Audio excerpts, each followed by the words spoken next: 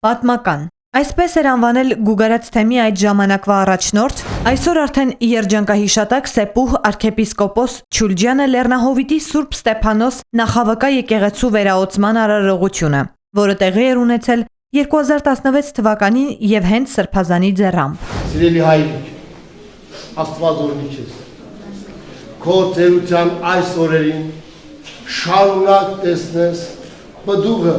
այն բանիկների, որ քո որդիներն ու քո թոռները ցանում են։ Մինչ այդ եկեղեցին չէր գործում։ Այն վերակառուցվել է Սարգիս Կարապետյանի նախաձեռնությամբ, թոռան Վահե Կարապետյանի ու Կարապետյան ընտանիքի ֆինանսավորմամբ։ Բարերարները երբեք չեն խզել կապը ծննդավայրի, իրենց փոքրիկ հայրենիք Տաշիրի ու Լորվա տարածաշրջանի հետ, եւ սիրով ու նվիրումով են ստանձնել խոնարհված սրբավայրերի վերականգնումը։ Աստվածահաճո բազում գործերի տակ իրենք ունեն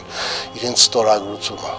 Սա մեզ բոլորիս համար մխիթարանք է։ Լեռնահովիտցիները պատմում են, որ Սուրբ Ստեփանոս եկեղեցին կառուցվել է 19-րդ դարասկզբին։ Վանքի Դոշ կոչվող բլրի վրա գտնվող եւ բնական աղետից խոնարհված մեկ այլ սրբավայրի քարերով, որոնք լեռնահովիտցիներն իրենց ուժերով են տեղափոխել գյուղ։ Աստված պայեդը ժամ շինողի արև։ Երկար կյանք եղավ։ Ուստա ժամը սարկեցին շինին ժողովուրդները նորից հավատքի կուկա։ Եկեղեցին ինքան կարևոր է մեզ համար, ինչքան դիվորը դիրքերում։ Եկեղեցու վերահոսումը մեծ եւ սպասված իրադարձություն էր եւ համախմբել էր գյուղի, տարածաշրջանի ու Սփյուռքի բազմաթիվ հայրենակիցների։ Սրբավայրի վերականգնումը մեծ օրհնություն է յուրաքանչյուր համայնքի ու ժողովրդի համար։ Ես շնորհավորում եմ բոլոր ուխտավորներին,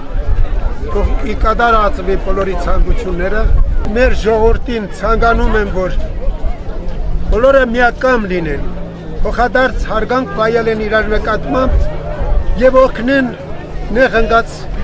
հասարակության անդամին։ Ես իմ երախտագիտությունն եմ հայտնում Կարապետյան ընտանիքին, հանձին իրենց հայրիկի, տղաները մշտապես հավատարիմ են մնացել հոգեվոր ազգային ու եկեղեցական կյանքին։ Եվ ասեմ, որ ընդհանուր նրանց զավակներն իրենց հերթին աջակցում են մեր Գուգարաց թեմի ծրագրերին, նաև քահանաների աջակցության ֆոնդին։ Սրբազան հայրը օրհնել եւ երախտիկի գիրը հանձնել Սարգիս Կարապետյանին այդ մեծ բարերարությունը ստանձնելու, հոգեվոր արժեքներով առաջնորդվելու եւ դրանք սերունդներին փոխանցելու համար։